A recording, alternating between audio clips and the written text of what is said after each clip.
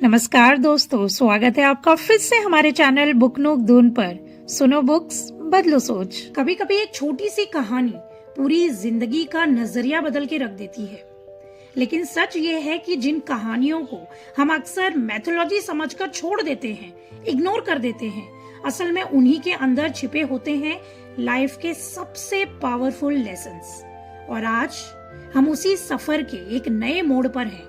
महागाथा 100 tales from the Purana part 5। यह सिर्फ अलग पार्ट नहीं है, यह वह जगह है जहां कहानियां और भी ज्यादा गहरी, रहस्यमय और पावरफुल होने लगती है। आज की कहानियों में आप ये देखेंगे कि कैसे एक ऐसा पल आया जब गणेश को पहली बार जीवन मिला, कैसे एक ऐसा युद्ध हुआ जब माँ दुर्गा ने महिषासुर जैसे अहंकारी असुर का अंत कर दिया, कैसे एक छोटा सा बच्चा जो बिना डरे मृत्यु के देवता के सामने खड़ा हो गया, नाम था नचिकेता, और कैसे एक ऐसी दौड़ हुई जहां गति नहीं बुद्धि जीती है, गणेश और कार्तिकेय की कथा। और एक ऐसा अहंकार यानी कि ईगो जो इंसान को इतना अंधा बना देता है कि वह खुद ही अपने विनाश का कारण बन के रह जाता है, और वो है महिषासुर की कहानी।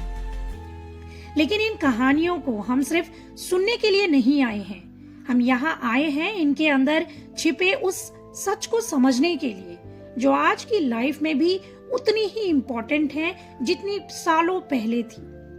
अगर आप चाहते हैं ऐसी कहानियां जो सिर्फ टाइम पास नहीं बल्कि माइंडसेट चेंज करे, तो इस सफर में हमारे साथ जुड़े रहिए। चैनल को सब्सक्राइब जरूर कीजिए और इस कहानी को अंत तक सुनिएगा जरूर, क्योंकि आप शुरू होने जा रहा है महागाथा का पार्ट 5, जहां हर कहानी के साथ आपको मिलेगा एक नया नजरिया, एक नई समझ। तो चलिए बिना देर किए शुरू करते हैं कहानी नंबर 41 से, जो कि है गणेश को जीवन मिलना।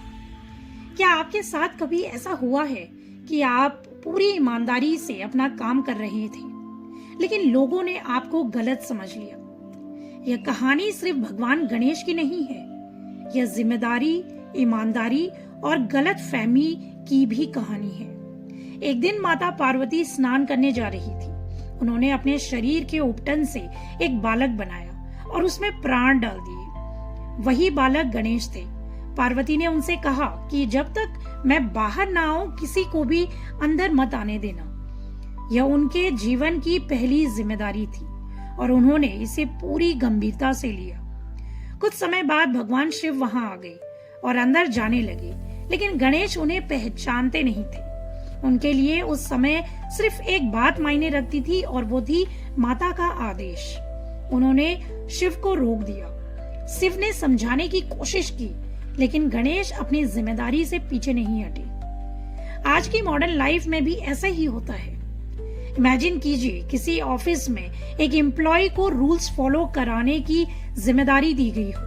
अगर कोई पावरफुल इंसान ये रूल तोड़ने की कोशिश करे तो अक्सर लोग डर जाते हैं, लेकिन जो इंसान अपने प्रिंसिपल पर खड़ा रहता है वही असली इंटीग्रिटी दिखाता है।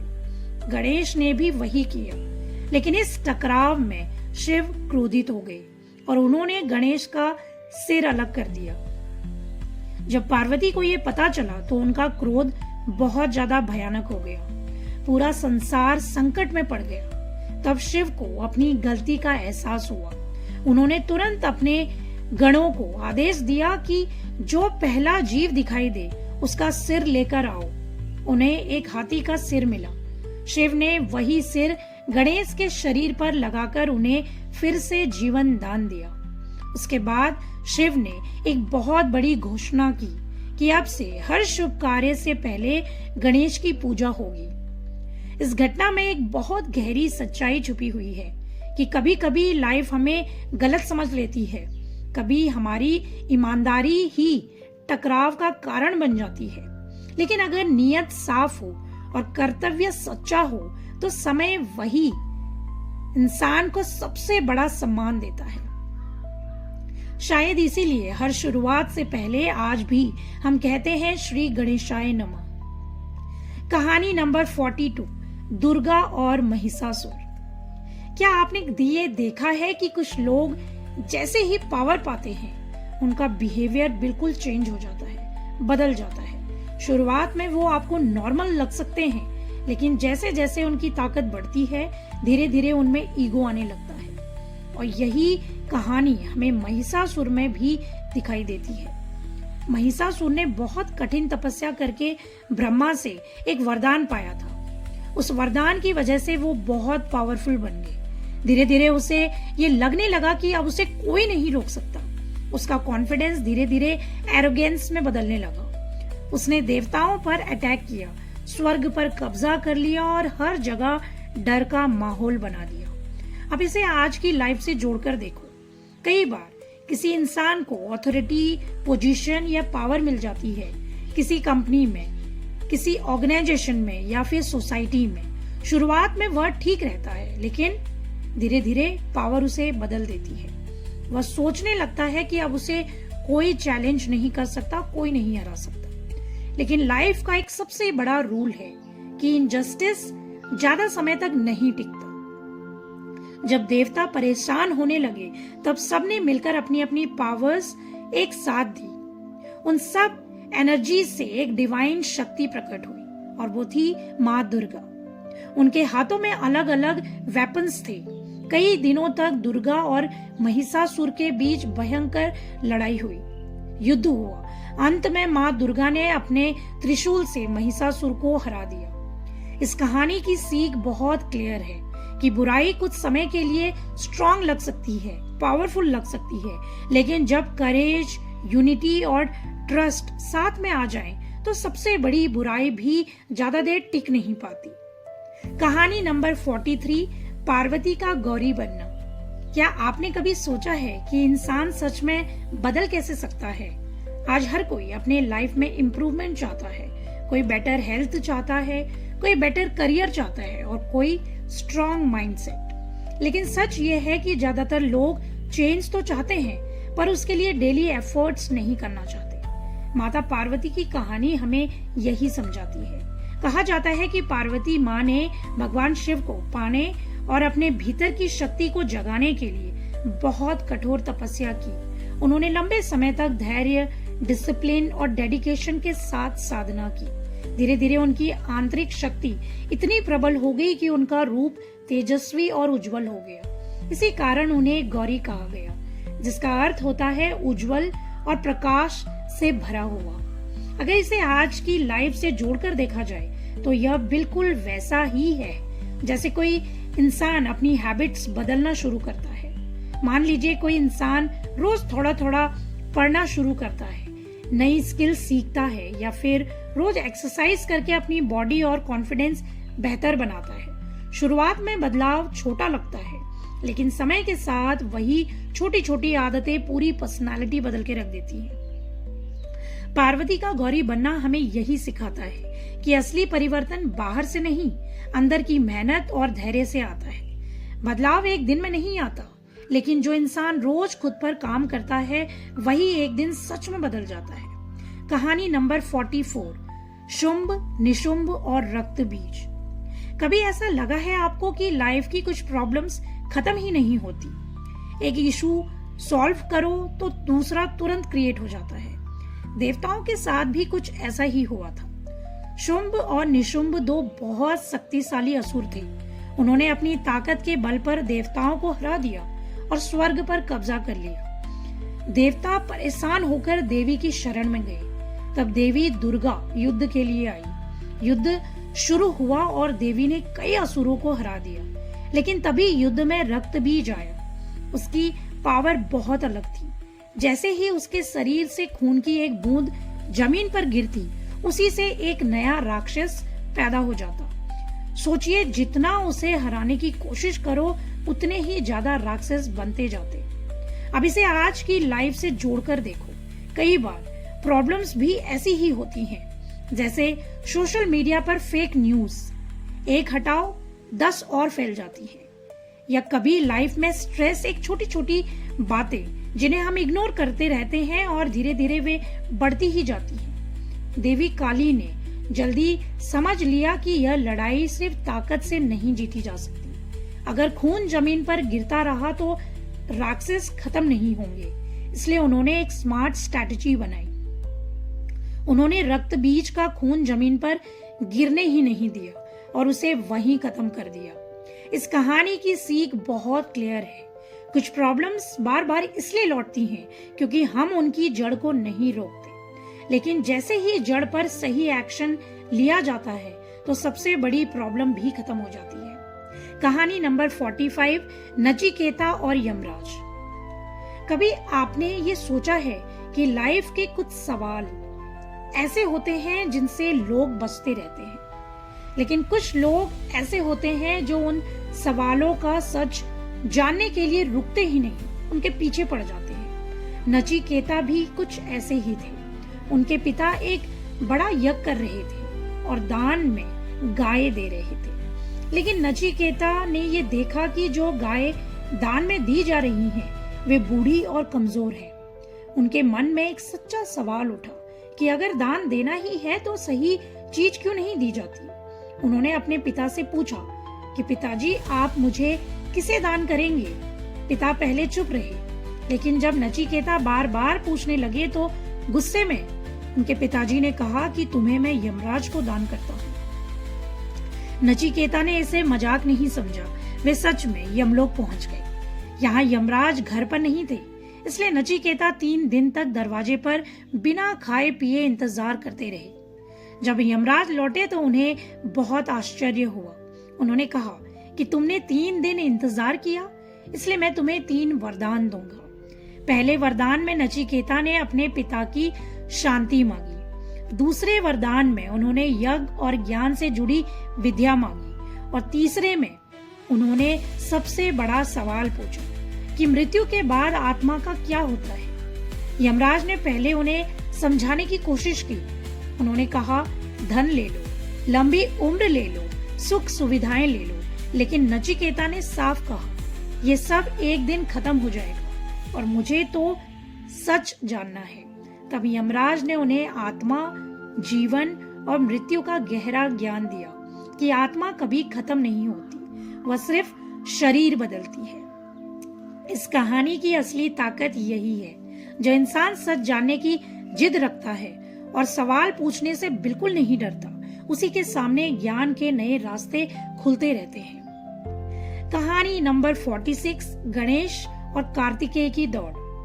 क्या लाइफ में हमेशा वही जीतता है जो सबसे तेज दौड़ता है, या कभी कभी जीत उस इंसान की होती है जो अलग तरीके से सोचता है। एक बार देवताओं के बीच यह सवाल उठा कि भगवान शिव और माता पार्वती के दोनों पुत्रों गणेश और कार्तिकेय में से ज्यादा योग्य कौन है। तब एक चुनौती सामने आई, जो पहले पूरी दुनिया का चक्कर लगाकर वापस आएगा वही विजेता होगा। कार्तिकेय तुरंत अपने तेज मोर पर बैठकर निकल पड़े। वे सच में पूरी दुनिया की यात्रा करने लगे। और दूसरी तरफ गणेश जी, जिन्होंने अपने छोटे से वाहन मूषक को देखा और मुस्कुराए।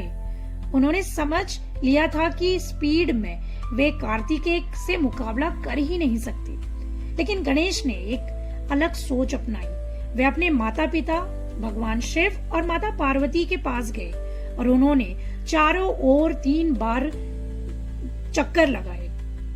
फिर उन्होंने शांत होकर कहा कि मेरे लिए पूरी दुनिया मेरे माता पिता ही हैं। उनकी यह समझ और दृष्टि देखकर देवता प्रसन्न हो गए और गणेश को ही विजेता घोषित कर दिया। अगर इसे आज की लाइफ से जोड़कर देखें तो यही चीज हमें कई जगह दिखती है।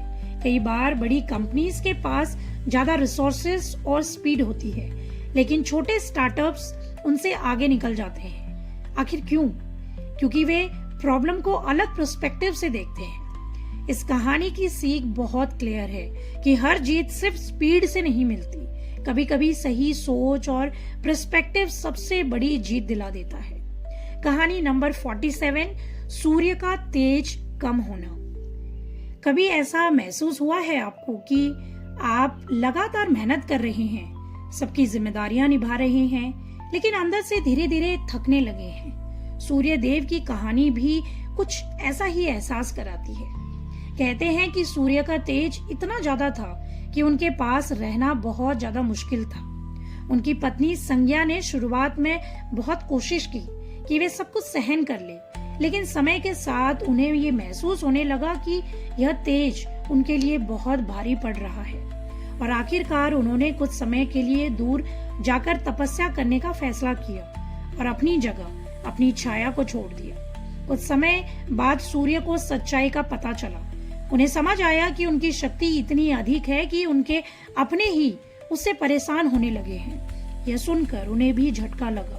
तब उन्होंने एक सॉल्यूशन ढूंढने का फैसला किया। देव शिल्पी विश्वकर्मा की मदद से सूर्य के तेज को थोड़ा कम किया गया और कहा जाता है कि उसी तेज से कई दिव्य अस्त्र भी बनाए गए। जब सूर्य का तेज थोड़ा संतुलित हुआ तब सब कुछ फिर से सामान्य होने लगा। अब जरा इसे अपनी लाइफ से जोड़कर देखिए। कई लोग बहुत मेहनती होते हैं, वे कंटिन्यू काम करते हैं, जॉब, फैमिली, रिस्पॉन्सिबिलिटीज सब कुछ संभालते हैं, लेकिन कभी कभी उनकी एनर्जी इतनी खर्च हो जाती है कि वे खुद ही थक जाते हैं। इस कहानी की गहराई यही है। हमेशा तेज चमकता रहना ही ताकत नहीं होती। कभी कभी सही बैलेंस बनाना ही हमें फिर से लंबे समय तक चमकने की ताकत देता है। कहानी नंबर 48, भस्मासुर।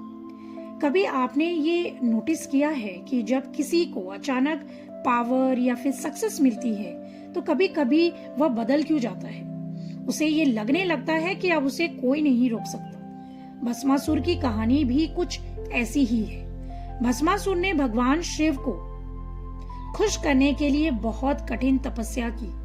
उसकी मेहनत देखकर शिव प्रसन्न हुए और बोले, मांगो, क्या वरदान चाहिए। भस्मासुर ने एक अजीब वरदान मांगा कि जिसके सिर पर मैं हाथ रख दूं वह तुरंत भस्म हो जाए। भोलेनाथ ने बिना ज्यादा सोचे उसे ये शक्ति भी दे दी। शुरुआत में भस्मासुर बहुत खुश हो गए। उसे लगा कि अब वह सबसे ताकतवर बन गया है, लेकिन धीरे धीरे उसके अंदर घमंड आने लगा, ईगो बढ़ने लगा। उसे अपनी पावर पर इतना घमंड हो गया कि उसने ये सोचा कि क्यों ना इसी शक्ति को शिव पर ही आजमाया जाए। जरा इमेजिन कीजिए, जिसने आपको पावर दी उसी को खत्म करने की सोच। यही होता है जब ईगो इतना हो कि सोच पर ही हावी हो जाए। तब भगवान विष्णु ने एक क्लेवर प्लान बनाया। वे सुंदर मोहिनी के रूप में भस्मासुर के सामने आए। भस्मासुर उनकी सुंदरता देखकर पूरी तरह मोहित हो गई। मोहिनी ने कहा कि अगर तुम मेरे साथ डांस कर सकते हो तभी मैं तुम्हारे साथ रहूंगी। और डांस शुरू हुआ। मोहिनी जो जो स्टेप करती गई, भस्मासुर भी वही करते गए। अचानक मोहिनी ने अपने हाथ को अपने सिर पर रखा और भस्मासुर, उन्होंने भी बिना सोचे वही किया और उसी पल वह खुद ही भस्म हो गया। अब जरा इसे अपनी लाइफ से जोड़कर देखिए। कई बार लोग सक्सेस मिलते ही भूल जाते हैं कि वे कहां से शुरू हुए थे। धीरे धीरे ईगो उनकी सोच पर हावी हो जाता है और वही ईगो उनकी सबसे बड़ी कमजोरी भी बन जाता है। क्योंकि सच्चाई यही है, सक्सेस हमें ऊपर उठा सकती है, लेकिन अगर उसके साथ ईगो आ जाए तो वही सक्सेस इंसान को गिरा भी सकती है। कहानी नंबर 49, चंद्र का घमंड। कभी आपने ये महसूस किया है कि फेम और पॉपुलैरिटी मिलते ही इंसान थोड़ा बदलने क्यों लगता है। शुरुआत में सब कुछ अच्छा लगता है, लोग तारीफ करते हैं, रिस्पेक्ट देते हैं और धीरे धीरे इंसान को ये लगने लगता है कि वो सबसे अलग है, यूनिक है बिल्कुल। चंद्रमा की कहानी भी कुछ ऐसा ही महसूस कराती है हमें। कहते हैं कि चंद्रदेव बहुत सुंदर और तेजस्वी थे। उनकी रोशनी शांत और आकर्षक थी। देवता हो या फिर इंसान, हर कोई उनकी चमक की तारीफ किया करते थे। धीरे धीरे यह लगातार मिलने वाली तारीफ उनके मन में घमंड पैदा करने लगी। चंद्रमा का विवाह दक्ष प्रजापति की 27 पुत्रियों से हुआ था, जिन्हें 27 नक्षत्रों का प्रतीक माना जाता है। लेकिन चंद्रमा का प्रेम खास तौर पर रोहिणी के लिए था। वे अधिकतर समय उसी के साथ बिताते थे और बाकी पत्नियों को लगभग नजरअंदाज करने लगे। बाकी पत्नियां दुखी होकर अपने पिता दक्ष के पास चली गई। उन्होंने कहा कि चंद्रमा हमारे साथ न्याय नहीं कर रहे। यह सुनकर दक्ष बहुत ज्यादा क्रोधित हुए। उन्होंने चंद्रमा को श्राप दे दिया कि उनका तेज धीरे धीरे कम होता जाएगा। जैसे ही श्राप लगा, चंद्रमा की चमक घटने लगी, उनकी रोशनी कम होती गई और उन्हें अपनी गलती का एहसास होने लगा। तब वे भगवान शिव की शरण में गए और सच्चे मन से क्षमा मांगी। भगवान शिव ने उनकी प्रार्थना स्वीकार की और उन्हें अपने मस्तक पर स्थान दिया। उसी कारण आज चंद्रमा पूरी तरह खत्म नहीं होते। वे कभी घटते हैं और फिर धीरे धीरे बढ़ते हैं। शायद इसीलिए लाइफ हमें बार बार ये याद दिलाती है कि फेम मिलना बड़ी बात नहीं है, लेकिन विनम्र रहना ही वह चीज है जो किसी की चमक को सच में लंबे समय तक बनाए रखती है। कहानी नंबर 50, वामन और राजा बलि। एक ऑनेस्ट सवाल, जब किसी इंसान को लगातार जीत मिलती है, रिस्पेक्ट, पावर, सक्सेस, तो क्या वह हमेशा ही वही इंसान बना रहता है जो शुरुआत में था? राजा बलि की कहानी इसी सवाल से जुड़ी है। राजा बलि एक महान और बहुत उदार राजा थे। उनकी सबसे बड़ी पहचान थी दान करना। कोई भी उनके दरबार में खाली हाथ नहीं लौटता था। लोग उन्हें सिर्फ शक्तिशाली राजा नहीं, बल्कि न्यायप्रिय और दानी शासक के रूप में जानते थे। धीरे धीरे उनकी शक्ति इतनी बढ़ गई कि तीनों लोकों में उनका प्रभाव फैलने लगा। अब सोचिए, जब हर तरफ से जीत ही जीत मिल रही हो, लोग आपकी तारीफ कर रहे हो, आपकी शक्ति का कोई मुकाबला ना हो, तो अंदर ही अंदर एक फीलिंग आने लगती है कि शायद अब मुझे कोई हरा नहीं सकता। यही वो पल होता है जहां इंसान की असली परीक्षा शुरू होती है। देवताओं ने भगवान विष्णु से मदद मांगी, लेकिन उन्होंने युद्ध का रास्ता नहीं चुना। वे एक छोटे से वामन ब्राह्मण का रूप लेकर राजा बलि के यज्ञ में पहुंच गए। राजा बलि ने मुस्कुराकर पूछा, ब्राह्मण देव, आपको क्या चाहिए? वामन ने बहुत शांत स्वर में कहा कि मुझे बस 3 कदम जमीन चाहिए। दरबार में बैठे लोग हंसने लगे। इतना बड़ा राजा और दान इतना छोटा। लेकिन बलि ने वचन दे दिया। जैसे ही वचन पूरा हुआ, वामन का रूप अचानक विशाल हो गया। पहले कदम में पूरी पृथ्वी नाप ली, दूसरे कदम में पूरा आकाश। अब तीसरे कदम के लिए जगह ही नहीं बची। दरबार में सन्नाटा छा गया। उस पल राजा बलि को ये समझ आ गया कि यह कोई साधारण ब्राह्मण नहीं है। लेकिन उन्होंने पीछे हटने की बजाय एक अलग फैसला लिया। उन्होंने अपना सिर झुका दिया और कहा कि तीसरा कदम मेरे सिर पर रख दीजिए। यही वो क्षण था जिसने राजा बलि को सच में महान बना दिया। क्योंकि सच कहें तो सफल होना बड़ी बात नहीं है, लेकिन जब सक्सेस के सामने भी इंसान विनम्र रहना चुनता है, तभी उसकी असली महानता दिखाई देती है। तो आज हमने 7 महागाथा 100 टेल्स फ्रॉम पुराण के पार्ट 5 में कहानियां 41 से 50 तक की यात्रा पूरी की। और अगर आप ध्यान से महसूस करें तो ये सिर्फ पुरानी कथाएं नहीं हैं, बल्कि हमारी ही लाइफ के अलग अलग मोमेंट्स की तरह हैं। कभी कर्तव्य निभाने की हिम्मत जो गणेश जी हमें देते हैं, कभी पावर के साथ आने वाला ईगो जो भस्मासुर और इंद्र से हमें सीखने को मिलता है, कभी अलग सोच से मिली जीत जो गणेश और कार्तिकेय हमें सिखाते हैं, और कभी एक सच्चे सवाल से खुलता ज्ञान का रास्ता जो हमें नचिकेता सिखाते हैं। अगर इन कहानियों को सुनते समय आपको एक पल भी ऐसा लगा हो कि ये तो बिल्कुल मेरी ही लाइफ जैसी बात है, तो समझिए कि हम सही दिशा में साथ चल रहे हैं। अगर यह वीडियो आपको सच में अच्छी लगी तो लाइक जरूर करें, ताकि ये कहानी और भी लोगों तक पहुंच सके। नीचे कमेंट में जरूर बताएं कि आज की 10 कहानियों में से कौन सी कहानी आपके दिल को सबसे ज्यादा छू गई। और अगर आप चाहते हैं ऐसी ही गहरी, सच्ची और सोच बदल देने वाली कहानियां आगे भी आप सुनते रहें, तो अभी चैनल को सब्सक्राइब जरूर कर लीजिए। इस सीरीज के सारे पार्ट्स के लिंक्स डिस्क्रिप्शन बॉक्स में मिल जाएंगे। उन्हें भी जाकर देखिएगा जरूर, सुनिएगा जरूर, ताकि पूरी महागाथा की जर्नी आप मिस ना करें। हम जल्द ही पार्ट 6 में फिर मिलेंगे, एक नई कहानी, एक नई समझ और शायद आपकी लाइफ को देखने का एक नया नजरिया लेकर। तब तक अपना ख्याल रखिए, खुश रहिए और लोगों को भी खुश रखिए।